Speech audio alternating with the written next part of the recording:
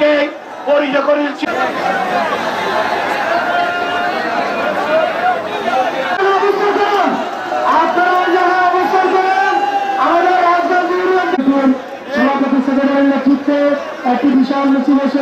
জেলা বিএনপি সংগ্রামী সাধারণ সম্পাদক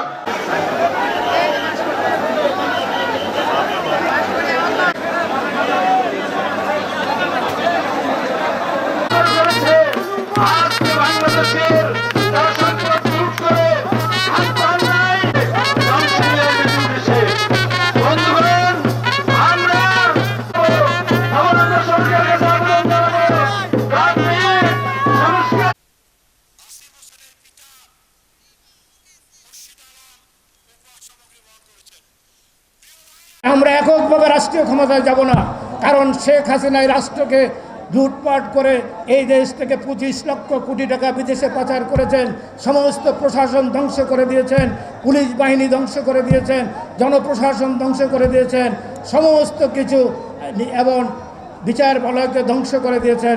এগুলো যদি মেরামত করতে হয়, এই টাকাগুলো যদি ফেরত আনতে হয়, তাহলে জাতীয় সরকার গঠন করতে হবে।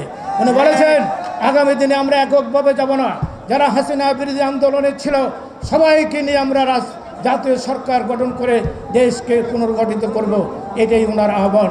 এই বলেই আমি আমার বক্তব্য এখানে শেষ করি। যে আপনারা নির্বাচনের ডেডলাইন দিতেই আপনাদের এত দ্বিধা, আপনাদের মধ্যে এত সংকোচ কেন? আপনারা, আমার মনে হয় যে আপনার যে গণ আন্দোলন যেটা হলো 5ই আগস্ট যে বিপ্লব, এই বিপ্লবের সাথে আপনাদের তাল মিলিয়ে চলতে পারছেন না।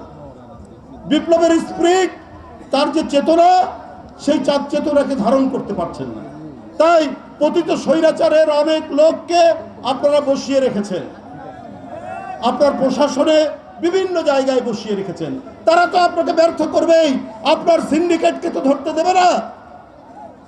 আপনি আবার কিছু নতুন উপদেষ্টা করেছেন, এইটা উপদেষ্টা করার অধিকার আপনার আছে, কিন্তু আন্দোলন, গণতান্ত্রিক আন্দোলনের অংশীজন যারা, তাদের সাথে তো একটা অভিমত দেওয়ার দরকার ছিল।